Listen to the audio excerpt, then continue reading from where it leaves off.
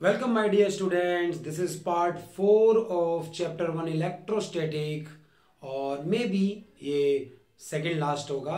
आज मैं आपको फ्लक्स के गॉस थ्योरम के क्वेश्चंस के बारे में बताने वाला हूं। फिर इसके बाद अगर कुछ डेरिवेशंस की जरूरत पड़ती है तो एक वीडियो में सारे डेरिवेशंस को मैं एक्सप्लेन करूंगा आपके लिए। तो बिना समय खराब किए बढ़ते हैं आगे बिल्कुल। और पिछले लेक्चर में मैंने आपको क्यूब से फ्लक्स फाइंड करनी सिखाई थी कि ये क्यूब किसी इलेक्ट्रिक फील्ड में रख दिया जाएगा और उससे नेट फ्लक्स और उसके अंदर का नेट चार्ज आपसे पूछा जाएगा। तो इलेक्ट्रिक फील्ड की वैल्यू गिवन होती है और इलेक्ट्रिक फील्ड की वैल्यू गिवन होती है तो हम कैसे किस सरफेस से फ्लक्स पास होगी, कितनी फ्लक्स पास होगी, इस बात को समझने की क्या करते हैं, कोशिश करते हैं।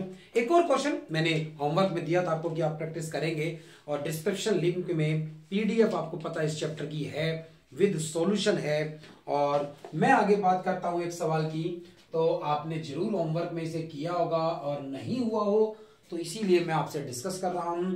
और वो ये सवाल है कि ये एक सिलेंडर है। तो क्वेश्चन ये है कि ये एक सिलेंडर है इस तरह से, और एक सिलेंडर इस तरह से कोऑर्डिनेट सिस्टम के अकॉर्डिंग रखा गया है। तो इस तरह से ये एक सिलेंडर है जो कोऑर्डिनेट सिस्टम के अकॉर्डिंग रखा गया इस तरह से कि इस ओरिजिन से इसका जो डिस्टेंस है वो 1 मीटर है। और क्वेश्चन ने कहा है लेंथ ऑफ द सिलेंडर भी 1 मीटर है। तो मैं यहां डिनोट कर देता हूं कि थ्योरी जब आप पढ़कर देखेंगे, hollow cylinder box, cylindrical box of length 1 metre and area of cross section 25 centimetre square. Area of cross section तो ये वाला एरिया होता है, ये जो फ्लैट सरफेस होता है इसकी बात करें तो ये एरिया आपको गिवन है, क्योंकि दूसरा ये बीच में तो कैसा है, कर्व्ड सरफेस है इसका।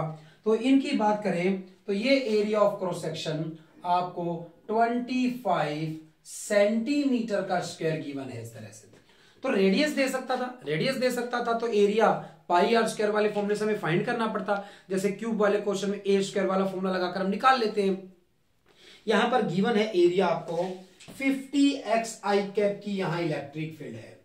इलेक्ट्रिक फील्ड यहां पर आपको 50x आई कैप की इलेक्ट्रिक फील्ड गिवन है। न्यूटन पर कूलम में इलेक्ट्रिक फील्ड आपको गिवन है 50x की। और फिर वही बात फर्स्ट पार्ट के अंदर आपसे पूछा कि नेट फ्लक्स बताइए कितनी पास हो रही है इसके अंदर से। तो नेट फ्लक्स कितनी पास हो रही है, नंबर 1 बात। और नंबर 2 बात, नेट चार्ज कितना है। नंबर 2 बात कि नेट चार्ज इसके अंदर कितना है। इस डायरेक्शन को एक्स एक्सिस नाम दिया हुआ है और ऊपर वाई नाम दिया गया है और इस तरफ इसे जेड नाम दिया गया है। तो जब भी ऐसा न्यूमेरिकल, और मैं बता रहा हूं आएगा ऐसा न्यूमेरिकल, फर्स्ट चैप्टर से बेहतरीन है, आसान है, मजेदार भी है। कैलकुलेशन ही तो है थोड़ी सी कि भाई फ्लक्स निकालने के लिए हमने देख रखा है, परपेंडिकुलर डालो, इलेक्ट्रिक फील्ड की डायरेक्शन देखो, थीटा को नोटिस करो और कर डालो फॉर्मूला लगाकर सवाल। भाई बस ये ध्यान रखकर कि क्लोज सरफेस का परपेंडिकुलर हमेशा आउटसाइड होगा, बाहर वाले सरफेस पर होगा, बाहर वाले सरफेस पर होगा हमेशा ही। तो फिर पहली बात, इलेक्ट्रिक फील्ड आप देख पा रहे हैं 50x आई कैप का मतलब है इलेक्ट्रिक फील्ड, आई कैप बता रहा है electric field is along x axis. Positive x axis की डायरेक्शन में इलेक्ट्रिक फील्ड लाइंस हैं, पॉजिटिव एक्स एक्सिस की डायरेक्शन में इलेक्ट्रिक फील्ड लाइंस हैं। तो फिर एक्स में जाने वाली लाइंस इसके पहले फ्लैट सरफेस से एंटर कर सकती हैं और दूसरे फ्लैट सरफेस से बाहर जा सकती हैं। कर्व्ड सरफेस को तो क्रॉस ही नहीं करेंगी भाई। इस तरह का ये एक सिलेंडर है, इलेक्ट्रिक फील्ड लाइंस ऐसे आएंगी तो सामने वाले स्पेस से एंटर हो जाएंगी और भाई दूसरी तरफ से बाहर चली जाएंगी, इस कर्व्ड सरफेस को क्रॉस करेंगी नहीं भाई, नहीं करेंगी। तो ये लेफ्ट सरफेस है, ये राइट सरफेस है। और इस पे बात करी जाए तो यहां लेफ्ट सरफेस के लिए इलेक्ट्रिक फील्ड यूं पॉजिटिव एक्स एक्सिस की डायरेक्शन में जा रही है और इसका परपेंडिकुलर तो इस तरफ डलेगा एस वेक्टर, और ऐसे में थीटा इनके बीच में 180 डिग्री का बन जाएगा। राइट सरफेस की बात करें तो फिर राइट सरफेस पर इलेक्ट्रिक फील्ड भी पॉजिटिव एक्स एक्सिस में है और उसका एरिया वेक्टर भी इसी डायरेक्शन में आने वाला है, और इसीलिए थीटा वहां पर कितना बनने वाला है, 0 डिग्री का एंगल बनने वाला है वहां। फिर वही बात, एक से पॉजिटिव एक से नेगेटिव आएगी, तो बिल्कुल ऐसा होने वाला है। और अगर ऐसा होने वाला था तो बात करते हैं भाई सॉल्यूशन की, कि एक बार लेफ्ट सरफेस से फ्लक्स फाइंड आउट करते हैं, और लेफ्ट सरफेस के लिए E into S into cos theta formula लगाया, 180 डिग्री का एंगल बन रहा है। फाई फ्लक्स लेफ्ट सरफेस से बराबर है, E की वैल्यू 50x है और एरिया की वैल्यू तो 25 सेंटीमीटर का स्क्वायर है। तो मैंने सिखाया था पिछली क्लासेस में 10 की पावर -4 लगाएंगे तो एरिया सेंटीमीटर स्क्वायर से मीटर स्क्वायर में क्या हो जाएगा, कन्वर्ट हो जाएगा। और ऐसा हो जाने के बाद आप ये देखिए कोस 180 डिग्री पर -1 होता है, तो ऐसा अगर होगा phi flux is equal to बराबर है। अगले स्टेप में आपका ध्यान जाना चाहिए, 50 के साथ x था तो x कोऑर्डिनेट की वैल्यू पुट करनी पड़ेगी कि यहां पर कितनी x की वैल्यू रही होगी। तो ये आप देखेंगे ऊपर y है, इधर z है, ये एरिया yz प्लेन में था, तो x कोऑर्डिनेट कितना, ओरिजिन से 1 मीटर दूर, भाई सीधी सी बात है, ओरिजिन से ये जितनी दूर होगा ना ऐसे, वही इसका x कोऑर्डिनेट हो जाएगा। और x कोऑर्डिनेट की वैल्यू 1 है, तो 50 के साथ x की वैल्यू 1 लगा दीजिए, 25 इंटू 10⁻⁻4 और माइनस का 1, माइनस का आंसर आएगा 25 5 जा 125 हो जाएगा। एक जीरो यहां पर पहले से ही है, 10⁻⁻4 है, newton metre square per coulomb में है।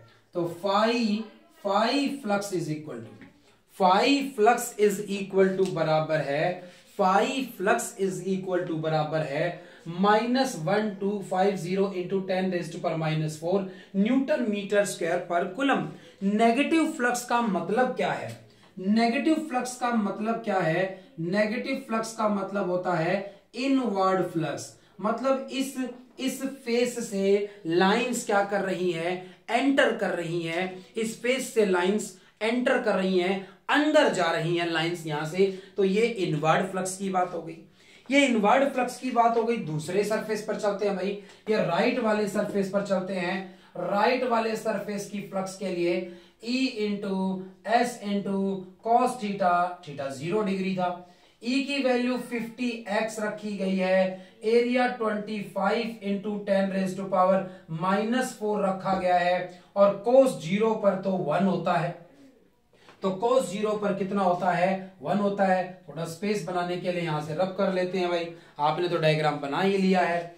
तो 50 के बाद आप ये देखेंगे x की वैल्यू, x कोऑर्डिनेट की वैल्यू कितनी, ओरिजिन से ये 1 मीटर दूर और वो भी 1 मीटर दूर, तो फिर 1 + 1 कितना हो गया, 2 हो गया। तो फिर 2 मीटर दूर है वो दूसरे वाला, x की वैल्यू 2 है, उसके लिए 25 इंटू 10⁻⁻4, तो फिर 52 जा 100 को 25 से मल्टीप्लाई करूंगा, 2500 into 10⁻⁻4 newton metre square per coulomb, Newton metre square per coulomb. Positive आने का मतलब है आउटवर्ड फ्लक्स, आउटवर्ड फ्लक्स का मतलब लाइंस उस सरफेस से कुछ ना कुछ बाहर जा रही हैं, इस तरह से इस क्लोज सरफेस को छोड़कर। ये क्लोज सरफेस है, पहला सरफेस ऐसा था जिससे लाइंस इसके अंदर एंटर कर पा रही है। ऐसे मानिए ना, ये एक पाइप की तरह है, यहां से कुछ पानी एंटर कर रहा है, वहां से कुछ पानी बाहर आ रहा है, तो कुछ कम निकल रहा होगा या जितना एंटर किया उससे ज्यादा। क्यों ऐसा भाई, कि यहां पर लाइंस तो कम आई हैं 1250 और वहां लाइंस ज्यादा आई हैं 2500, 2500 क्यों दिख रही है इस तरह से। हो सकता है इसके अंदर एक पॉजिटिव चार्ज रखा हो, नेट पॉजिटिव, कुछ पॉजिटिव होंगे कुछ नेगेटिव भी होंगे, बट उनका सम करने पर नेट चार्ज कितना आ रहा होगा, पॉजिटिव आ रहा होगा। तो इसके अंदर कुछ ना कुछ पॉजिटिव चार्ज रखा हुआ है, इसलिए पॉजिटिव से तो लाइंस निकलती है, मैंने बनाकर दिखाई दी आपको, तो कुछ ना कुछ लाइंस ओवरऑल बाहर आ रही हैं, ऐसा कह पाएंगे। सम कर दीजिए भाई दोनों का, नेट फ्लक्स के लिए सम कर दीजिए, right surface plus left surface, तो -1250 और प्लस का 2500, दोनों में से 10 की पावर -4 मैंने कॉमन ले ली थी, तो फिर आप देखेंगे 1250 into 10⁻⁻⁴ Newton metre square per coulomb. ये नेट फ्लक्स है कि भाई ओवरऑल आंसर पॉजिटिव आया है, तो ओवरऑल फ्लक्स कैसी है, आउटवर्ड है। ओवरऑल फ्लक्स कैसी है, आउटवर्ड फ्लक्स है। आउटवर्ड फ्लक्स क्यों है, क्योंकि ओवरऑल लाइंस किधर आ रही हैं, बाहर आ रही हैं, इसलिए मेरा आंसर कैसा आया है, पॉजिटिव आंसर आया है। पॉजिटिव आंसर आया है तो सेकंड पार्ट माफ कीजिएगा, सेकंड पार्ट भी है, और सेकंड पार्ट है चार्ज कितना रखा हुआ है इसके अंदर। भाई अगर मुझे चार्ज पता हो ना इसके अंदर का, तो क्यों मैं इतनी कैलकुलेशन करूंगा, मैं नहीं करूंगा फिर इतनी कैलकुलेशन, क्योंकि एक थ्योरम है जिसे गॉस लॉ के नाम से पढ़ते हैं, और वो गॉस लॉ कहता है कि अगर अंदर टोटल चार्ज कितना है ये आपको पता हो ना, तो एप्सिलॉन नॉट से डिवाइड कर दीजिए, फ्लक्स अपने आप ही आ जाएगी। तो चार्ज नहीं था, चार्ज तो निकालना है, फ्लक्स पहले निकाल ली थी। 1250 इंटू 10⁻⁻⁴ 5 फ्लक्स की वैल्यू है। एप्सिलॉन नॉट इधर मल्टीप्लाई में चला जाएगा और बराबर आ जाएगा नेट चार्ज के। भाई अगर ऐसा कुछ हो कि भाई एग्जैक्ट फ्लक्स की वैल्यू ना ही हो, तो एप्सिलॉन नॉट की टर्म्स में छोड़ दीजिए। बट इस बार तो आप देख रहे हैं कि हमारे पास फ्लक्स का एक एग्जैक्ट आंसर आ चुका है, तो एप्सिलॉन नॉट की वैल्यू भाई कांस्टेंट है, ये क्वेश्चन पेपर के पहले पन्ने पर लिखे मिलेंगे आपको ये सारे। 8.85 इंटू 10⁻⁻12 होता है ये, तो ऐसा होता है ये इस तरह से, तो इसे लिख सकते हैं newton inverse metre inverse square coulomb का स्क्वायर, इसकी यूनिट होती है। तो इसे मल्टीप्लाई कर कर आपका कूलम में आंसर आ जाएगा कि अंदर इसके टोटल चार्ज कितना रखा हुआ है। तो भाई ये कॉन्सेप्ट का सवाल नंबर 2 हुआ।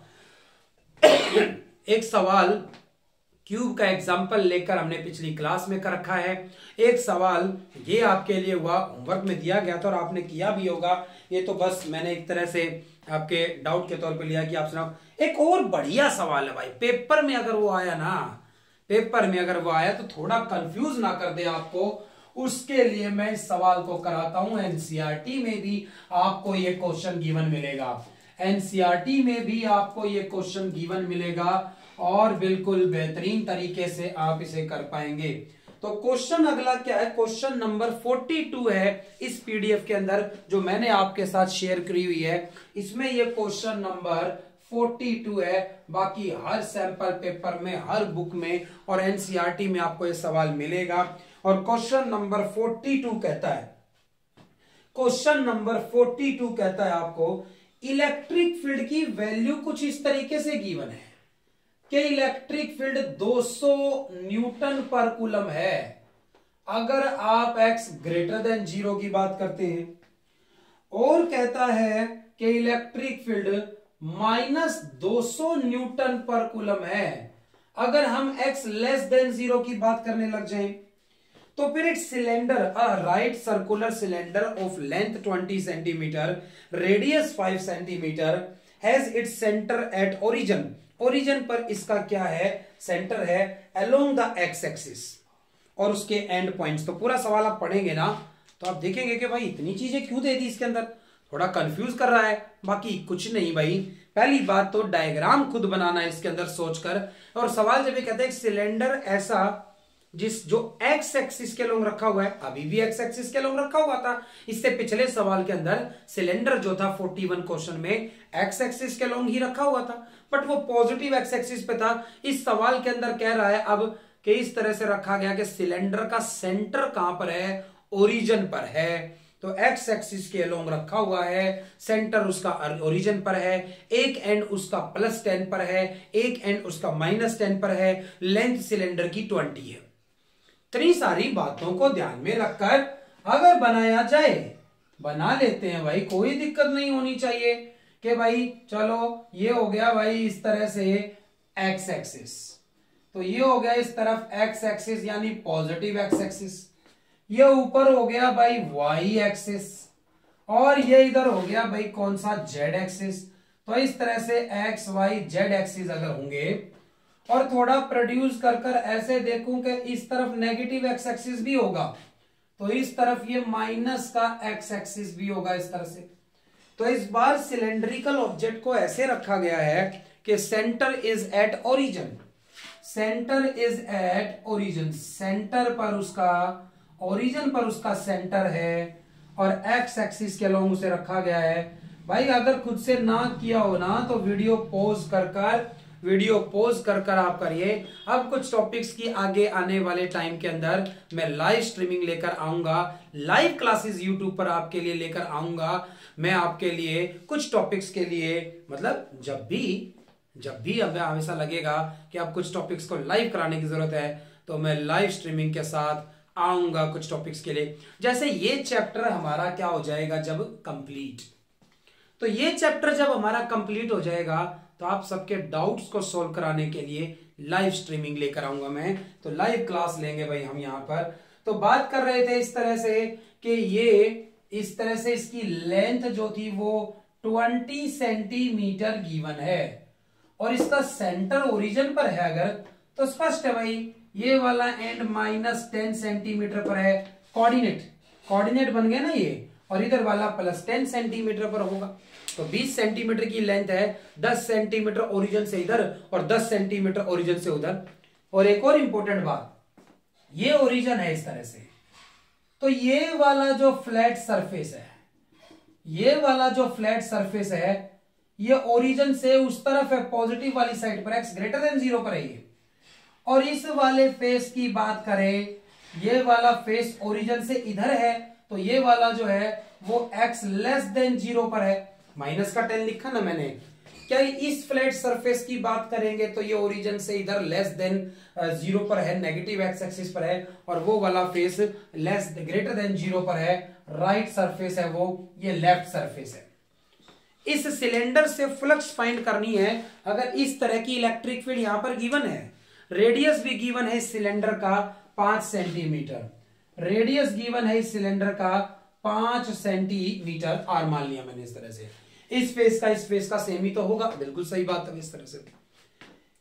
इलेक्ट्रिक फील्ड को ठीक से समझना बस भाई, मैग्नीट्यूड कभी नेगेटिव नहीं होता, मैग्नीट्यूड कभी भी नेगेटिव होता ही नहीं है। कि यहां ऊपर भाई ई की वैल्यू 200 न्यूटन पर कूलम गिवन है, तो फिर x ग्रेटर देन 0 की अगर बात करें, ओरिजिन से राइट साइड पर अगर बात करूं, पॉजिटिव एक्स एक्सिस के लिए बात करूं, तो 200 न्यूटन पर कूलम है इलेक्ट्रिक फील्ड। और क्वेश्चन में पहले ही कहा गया है electric field is along x axis. अब वो पॉजिटिव एक्स एक्सिस में भी हो सकती है, नेगेटिव में भी हो सकती है। तो ये 200 लिखा हुआ, इसके साथ आई कैप नहीं लगाया, यहां आई कैप लगा सकता था, यहां माइनस आई कैप लगा सकता था, ऊपर आई पहले ही, लेकिन ये कह दिया कि एक्स में है, वाई और जेड में नहीं है, इसलिए आई कैप नहीं लगाया उसने। भाई जब हम पढ़ते थे मोशन इन 1 डायमेंशन, तो फिर एक डायरेक्शन ईस्ट की तरफ होगी तो उससे अपोजिट वाली वेस्ट, अपवर्ड की बात करूंगा तो डाउनवर्ड की बात करूंगा, नॉर्थ की बात करूंगा तो साउथ की बात करूंगा, राइट की बात करूंगा तो लेफ्ट की बात करूंगा, फॉरवर्ड की बात करूंगा तो बैकवर्ड की बात करूंगा। मोशन इन 1 डायमेंशन मतलब एक एक्सिस, एक्स या वाई पर मोशन को डिनोट कर सकते थे, तो एक साइड पॉजिटिव से डिनोट कर दूं तो अपोजिट वाली नेगेटिव से। आई कैप, जे कैप, के कैप तो तब आए जब एक्स वाई जेड इस तरह से कई डायरेक्शन आ गई। भाई ध्यान दीजिए भाई, ऊपर 200 मतलब मैग्नीट्यूड, और पॉजिटिव एक्स एक्सिस में ये जब x ग्रेटर देन 0 की बात करूं, यानी यहां x ग्रेटर देन 0 कहां पर है भाई, इस तरफ पॉजिटिव एक्स एक्सिस पर आओ, तो इस फेस के लिए इलेक्ट्रिक फील्ड की डायरेक्शन जो है वो किस तरफ है, पॉजिटिव एक्स एक्सिस में है।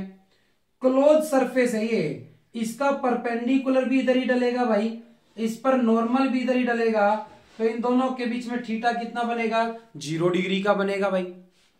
ओरिजिन से इधर आइए भाई, नेगेटिव एक्स एक्सिस पर आइए, ये कह रहा है x लेस देन 0 की जब आप बात करोगे, कि भाई x लेस देन 0 की जब आप बात करोगे, ओरिजिन से इस तरफ अगर बात करोगे, इलेक्ट्रिक फील्ड हो जाती है -200। भाई -200, मैग्नीट्यूड कभी माइनस का नहीं होता है, मैग्नीट्यूड कभी माइनस का नहीं होता है, यानी मैग्नीट्यूड ऊपर 200 था, अभी भी 200 है, ये माइनस साइन क्या दिखा रहा है, अपोजिट डायरेक्शन। यहां पर बात करोगे ना अगर इस तरफ आकर, तो इलेक्ट्रिक फील्ड जो है वो नेगेटिव एक्स एक्सिस में हो गई। ये इलेक्ट्रिक फील्ड जो थी, इलेक्ट्रिक फील्ड जो थी वो नेगेटिव एक्स एक्सिस में हो गई, और इसका तो परपेंडिकुलर भी इसी तरफ आएगा, क्लोज सरफेस का परपेंडिकुलर आउटसाइड होता है। इस बार इधर भी 0 डिग्री का एंगल बनेगा। एकमात्र सवाल ऐसा जिसमें दोनों तरफ ही आप ये देखेंगे एंगल कितना बनेगा, 0 डिग्री बनेगा। ऐसा कैसे हो सकता है भाई, इसके अंदर ऐसी एक पॉजिटिव प्लेट रखी होगी, उस पॉजिटिव प्लेट के मतलब एक प्लेट रखी है प्लेन शीट, उस प्लेन शीट के इधर भी पॉजिटिव चार्ज और इधर भी कैसा चार्ज है, पॉजिटिव। तो इधर से लाइन इधर जा रही है, इधर से लाइन इधर जा रही है, तो इस तरह का कुछ सिस्टम रखा गया होगा। भाई बात आई फ्लक्स निकालने की, फ्लक्स निकालने पर आएंगे तो एक बार फॉर्मूला इस लेफ्ट सरफेस के लिए लगाऊं कि ई इलेक्ट्रिक फील्ड की वैल्यू एस एरिया और कॉस थीटा, और थीटा कितना 0, ई की वैल्यू कितनी मैग्नीट्यूड में 200, एरिया कितना इसका पाई आर का स्क्वायर, और cos 0 पर कितना होता है 1। तो इस वाले सरफेस से फ्लक्स हो गई 200 पाई आर का स्क्वायर फर्स्ट इक्वेशन में। राइट वाले पर जाऊंगा मैं, तो राइट वाले पर भी यही फॉर्मूला लगेगा, ई एस कॉस थीटा, वहां भी 0 डिग्री का एंगल है, मैग्नीट्यूड तो वहां भी 200 है, ये माइनस का साइन सिर्फ डायरेक्शन बताने के लिए था, ध्यान रखना। और भाई एरिया फिर से इसका भी पाई आर स्क्वायर और cos 0 पर 1, ये इक्वेशन नंबर क्या हो गई सेकंड। दोनों से ही पॉजिटिव, मतलब दोनों से ही आउटवर्ड फ्लक्स, और दोनों से ही आउटवर्ड फ्लक्स है तो ओवरऑल आउटवर्ड होगी। दोनों का सम कर देता हूं भाई, इसका और इसका सम करूंगा तो 400 पाई आर का स्क्वायर हो जाएगा, ये टोटल फ्लक्स हो जाएगी। तो ये टोटल फ्लक्स हो जाएगी। वैसे हमें रेडियस हमें रेडियस की वैल्यू गिवन थी एग्जैक्ट, तो 400 इंटू, भाई चाहे तो पाई की भी वैल्यू रख सकते हैं या पाई की टर्म्स में आंसर छोड़ा भी जा सकता है भाई, कोई दिक्कत नहीं है, बट एमसीक्यू होगा तो एग्जैक्ट आंसर ढूंढना ही पड़ेगा। लेकिन वैसे सब्जेक्टिव है तो पाई की टर्म्स में भी छोड़ सकते हैं। रेडियस 5 सेंटीमीटर था, सेंटीमीटर को मीटर में 10 की पावर -2 लगाकर बदलेंगे। मैं बल्कि एक और लाइव स्ट्रीमिंग लाने वाला हूं भाई इस चैप्टर की, यानी हर चैप्टर की, जिसमें मैं सिर्फ आपको फॉर्मूले और यूनिट्स याद कराऊंगा और एक में मैं डेरिवेशन। फुल तैयारी है भाई, 50 दिन में फुल तैयारी है। बस आप रेगुलर वीडियोस देखिए, रोज एक लेक्चर आ रहा है, और हो सकता है कुछ बड़े चैप्टर्स जैसे रे ऑप्टिक्स जैसे आएंगे तो मैं एक दिन में 2-2 लेक्चर भी डालने लगूंगा, थोड़े लेंथी लेक्चर भी डालने लगूंगा। 50 दिन में सारी तैयारी होगी। डेट शीट आ चुकी है और डेट शीट कह रही है 6 मार्च को फिजिक्स के झंडे गाड़ने अगर आपको सीबीएसई में या किसी भी बोर्ड में, तो फिर आपको रोज वीडियो देखनी है, रोज इनकी रिटन प्रैक्टिस करनी है। पीडीएफ जो आपको प्रोवाइड कराई जा रही है क्वेश्चंस, उनकी खूब प्रैक्टिस करनी है भाई। प्रैक्टिस में कमी नहीं आनी चाहिए, प्रैक्टिस में कमी नहीं आनी चाहिए, क्लास में कम नहीं होने दूंगा। हर वो इंपॉर्टेंट सवाल मैं खुद यहां सॉल्व कराऊंगा, लाइव लेक्चर की जरूरत पड़ेगी वहां पे आऊंगा, यूनिट्स याद कराऊंगा, गलतियां यूनिट से होती हैं, फॉर्मूले से होती है, इन सब के लिए मैं बात करने वाला हूं भाई आपके साथ। पाई आर का स्क्वायर था तो आर की वैल्यू सेंटीमीटर से मीटर में बदल दी, एक क्लास में ऐसे बात करेंगे इन यूनिट्स की। और इसकी पावर कितनी रख दी भाई मैंने 2, तो पाई आर का स्क्वायर ये आपके लिए छोड़ दिया गया भाई, क्योंकि मैं अगर इसे सोल्व कर भी लूंगा तो भाई मेरे पेपर में तो नहीं आने वाला, आपका पेपर ही मेरा पेपर है, इसीलिए सोल्व करें, ब्लैंक ना छोड़े। इसके सेकंड पार्ट में पूछता है इसके अंदर नेट चार्ज कितना रखा हुआ होगा, तो वो तो बार बार पिछले सवालों से आप सीख ही चुके हैं कि Q बाई एप्सिलॉन नॉट का फॉर्मूला लगा दीजिए, गॉस थ्योरम लगा दीजिए। फ्लक्स तो आपने पहले ही निकाल ली, फ्लक्स के साथ एप्सिलॉन नॉट को मल्टीप्लाई कर दोगे तो फिर आप इसके अंदर का क्या बता दोगे, चार्ज भी बता दोगे। तो बिल्कुल इसके अंदर का इस तरह से चार्ज निकाल पाएंगे हम। तो सवाल बहुत बेहतरीन है, इंपॉर्टेंट है, तो बिल्कुल एनसीईआरटी में गिवन है 2 तरीके से। एक बार इस तरह से 200 वैल्यू गिवन होगी और एक बार बस ऐसे कहेगा ई और -E इलेक्ट्रिक फील्ड है, फिर वो एक एक्सप्रेशन होगा मतलब यहाँ 200 नहीं आएगा, ई आ जाएगा, यहाँ ई आ जाएगा, फिर यहाँ 400 नहीं आएगा, 2e आ जाएगा। तो कोई दिक्कत नहीं भाई, जैसे भी पूछा गया हो उस तरह से कर सकते हैं इसको। भाई आगे बात करते हैं एक और इंपॉर्टेंट कॉन्सेप्ट की, और भाई ये न्यूमेरिकल्स आप इस तरह के कर पाएंगे खुद से, और भाई प्रैक्टिस मैंने कराई बिल्कुल। तो ऐसा प्रैक्टिस के लिए एक एनसीईआरटी में एग्जाम्पल भी गिवन है इस तरह के सवाल का।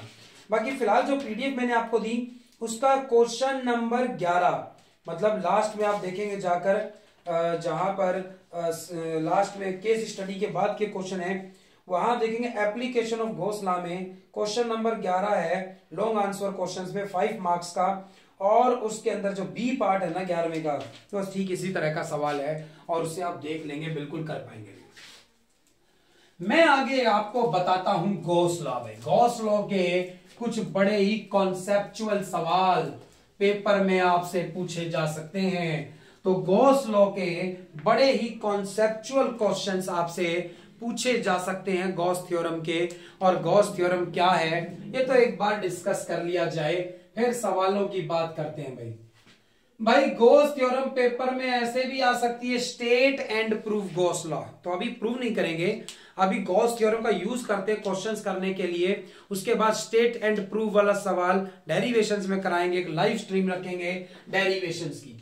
तो भाई बिल्कुल गॉस लॉ की बात अगर करी जाए, तो गॉस लॉ की अगर बात करी जाए, तो गॉस लॉ की बात कुछ इस तरह की है। आप देखेंगे गॉस थ्योरम की अगर बात करें, बहुत सिंपल कहता है, Gauss law states that the flux through a close surface.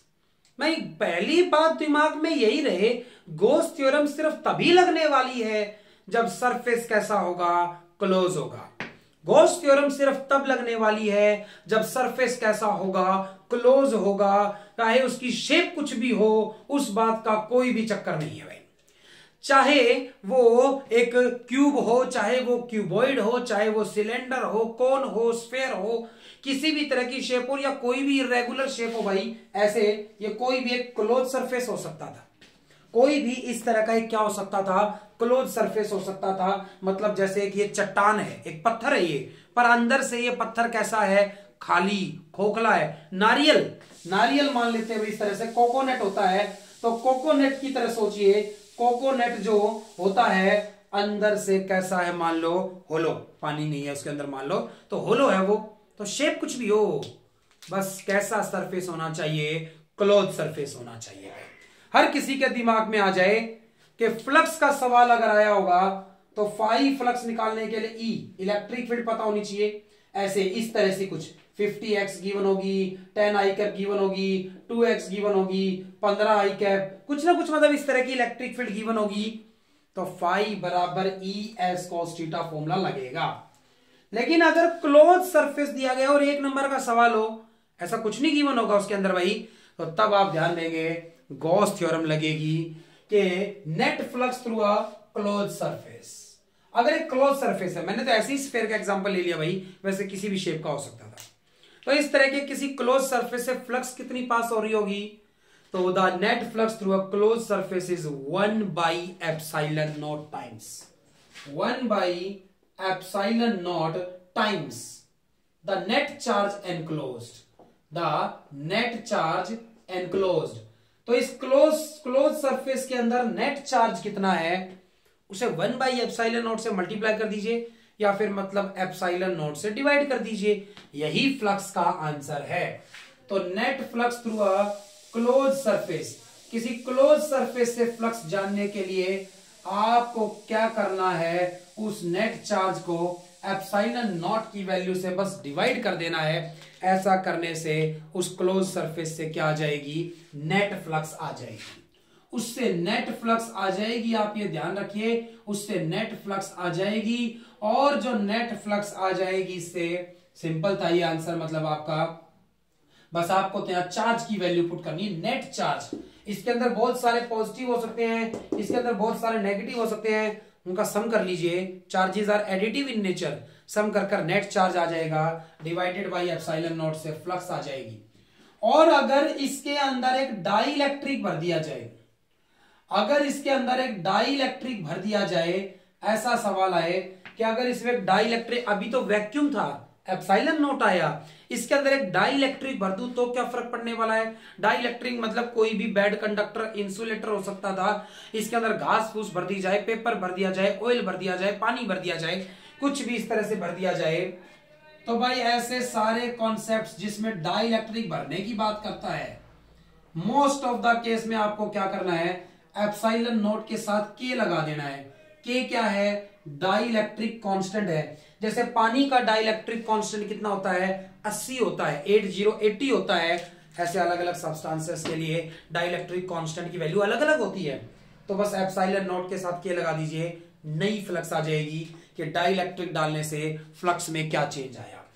Questions की कुछ बात करता हूं भाई, कुछ क्वेश्चंस देखते हैं गॉस लॉ पर, और बिल्कुल फिर इस पे और इंपॉर्टेंट जो है वो पीडीएफ के अंदर जो गिवन है आप उनमें देख पाएंगे। मैं और भी कराऊंगा आपको बहुत सारे इंपॉर्टेंट सवाल इस कॉन्सेप्ट पर। पहला सवाल, जैसे अगर आपसे ये कहा जाए कि what is the electric flux, what is the electric flux है, what is the electric flux through a, what is the electric flux through a cube of side 1 centimeter enclosing an electric dipole। तो ऐसा कुछ कह दिया जाए भाई, एक cube जिसकी साइड गिवन है 1 सेंटीमीटर, तो बताइए इस क्यूब से फ्लक्स कितनी पास हो रही होगी। माफ कीजिएगा। What is the electric flux through a cube of side 1 centimeter enclosing an electric dipole।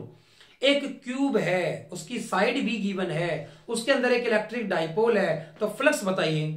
अब भाई आप 1 सेंटीमीटर साइड को दिमाग में रखकर कोई कंफ्यूजन क्रिएट ना करें अपने अंदर भाई। वो फाई बराबर पहले सरफेस से पॉजिटिव फ्लक्स आएगी, एक से नेगेटिव आएगी। ऐसा कुछ तो तब करते थे जब वो क्यूब गिवन हो, कोऑर्डिनेट में उसका डायग्राम गिवन हो, इलेक्ट्रिक फील्ड की वैल्यू गिवन हो, किस डायरेक्शन में है। अभी ऐसा कुछ नहीं है। एक क्लोज सरफेस जरूर है आपके पास भाई। एक क्यूब है, साइड उसकी 1 सेंटीमीटर गिवन है, इस बात का कोई मैटर ही नहीं है भाई। क्यों? क्लोज सरफेस और उसके अंदर का चार्ज भी दे रखा है, बस पहचानने की जरूरत है। ये तो गॉस थ्योरम से सवाल हो जाएगा, ये तो 1 नंबर का सवाल है सिर्फ और सिर्फ भाई। एक क्यूब से कितनी फ्लक्स पास हो रही होगी अगर उसके अंदर एक इलेक्ट्रिक डाइपोल रखी गई है। तो पहली बात तो क्लोज सरफेस है तो हम क्या लगा सकते हैं, गॉस थ्योरम। क्लोज सरफेस है तो हम क्या लगा रहे हैं, गॉस थ्योरम। तो भाई बिल्कुल, और ये क्लोज सरफेस है तो गॉस थ्योरम लगाएंगे। नेट चार्ज डिवाइडेड बाई क्या करना है, एप्सिलॉन नॉट। नेट चार्ज कितना है यही तो देखना है बस भाई। एक इलेक्ट्रिक डाइपोल सबको पता है जितना पॉजिटिव होता है डाइपोल में उतना ही नेगेटिव होता है। तो फिर एक डाइपोल का नेट चार्ज तो कितना हुआ, 0। पर बाई गॉस लॉ, तो गॉस लॉ के अकॉर्डिंग अगर सोचें तो फ्लक्स होती है नेट चार्ज कितना है क्लोज सरफेस के अंदर डिवाइडेड बाई एप्सिलॉन नॉट, और नेट चार्ज तो इस क्यूब के अंदर क्या है, 0। तो फ्लक्स भी इस क्यूब से क्या है, 0 है, कोई फ्लक्स नहीं होगी क्योंकि नेट चार्ज इसके अंदर क्या है, 0। अगर किसी क्लोज सरफेस से फ्लक्स 0 आ जाए तो हम ये कह सकते हैं कि उसके अंदर टोटल मिलाकर चार्ज 0 है। ये नहीं बता सकते कि उसके अंदर चार्ज है या नहीं, क्योंकि हम यहां पर नेट चार्ज की बात करते हैं।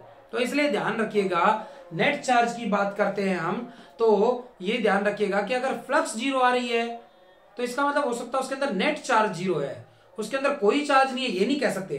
पर हाँ, किसी क्लोज सरफेस के अंदर अगर कोई चार्ज नहीं है तो पक्की बात है फ्लक्स उसके अंदर क्या होगी, 0 होगी। तो कई और क्वेश्चंस की अभी बात करनी है भाई मुझे आपके साथ, लेकिन इस सवाल के साथ आज के लेक्चर को खत्म करेंगे अभी। और ये सवाल ये है कि एक क्यूब है, तो व्हाट इज द, आपसे पूछा गया what is the flux, what is the flux through each face of a cube, through each face of a cube, each face of a cube having charge 1 coulomb at its center। एक cube के centre पर कितना charge रखा हुआ है, 1 coulomb. तो उसके एक फेज से कितना चार्ज बाहर आएगा, इस बात का जवाब आपसे पूछा गया है। इस बात का जवाब आपसे पूछा गया है कितनी फ्लक्स बाहर आएगी उसके एक फेज से। तो पहली बात तो ये है, एक क्यूब जो होता है उसके 6 फेस होते हैं और सबका एरिया भी क्या होता है, सेम होता है। एक क्यूब के 6 फेस होते हैं और सबका एरिया भी क्या होता है, सेम। सेंटर पर अगर एक चार्ज मैंने रखा है तो फिर अब उसके पूरे क्यूब से कितनी फ्लक्स बाहर आती, charge divided by epsilon not. तो 6 फेसिस से टोटल फ्लक्स कितनी बाहर जाती भाई, क्लोज सरफेस है क्यूब एक, total charge divided by epsilon not करना था, तो 1 कूलम का charge divided by epsilon not, ये क्यूब से क्या हो जाएगी, नेट फ्लक्स हो जाएगी। अब एक फेज से कितनी बार आ रही है भाई, सेंटर पे रखा हुआ है, एक बल्ब आपके कमरे में बिल्कुल बीच में रख दिया जाए, उस बल्ब से जो लाइट होगी आपकी हर दीवार पर क्या गिरेगी, इक्वल गिरेगी, छत पर, फर्श पर, सब पर इक्वल गिरेगी। तो फिर भाई पूरे क्यूब से जो फ्लक्स आनी चाहिए थी वो क्यू बाई एप्सिलॉन नॉट आनी चाहिए थी। तो फिर क्यूब के एक फेज से कितनी आएगी, 1/6 कर दीजिए भाई, 6 फेज थे ना उसके, तो फिर 1/6 मतलब फ्लक्स चार्ज की वैल्यू गिवन थी इस बार 1 कूलम, तो चार्ज की वैल्यू 1 कूलम रख दी, अपॉन में 6 एप्सिलॉन नॉट। ऐसे भी आंसर दे सकते हैं या एप्सिलॉन नॉट की वैल्यू पुट कर एक एग्जैक्ट न्यूमेरिकल आंसर निकाल सकते हैं। बाकी मोस्ट ऑफ द टाइम ये आंसर ऐसे ही मिलेंगे क्योंकि इसमें ज्यादा कैलकुलेशन नहीं, सिर्फ कॉन्सेप्ट का जिक्र हुआ था। तो गॉस थ्योरम के कुछ क्वेश्चंस और अगली बार हम करने वाले हैं, तब तक प्रैक्टिस भाई मैं पहले आपको करने के लिए क्यों देता हूं, ताकि आप एक बार प्रैक्टिस करेंगे तो आप कर भी पाएंगे। पहले ही सॉल्यूशन देख लेंगे आप, फिर वो चीज आपको सिर्फ याद होगी कुछ दिन के लिए, इसलिए पहले खुद करके देखें, ना होने पर सॉल्यूशन देखें, वो कॉन्सेप्ट लंबे समय के लिए याद रहेगा आपको।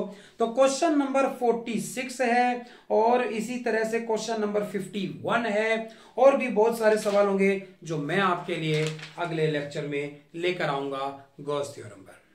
तब तक पढ़ते रहिए, मेहनत करते रहिए, रिटन प्रैक्टिस के बिना हर लेक्चर बेकार है। मैं बार बार ये कहता हूं, रिटन प्रैक्टिस करिए। Good bye.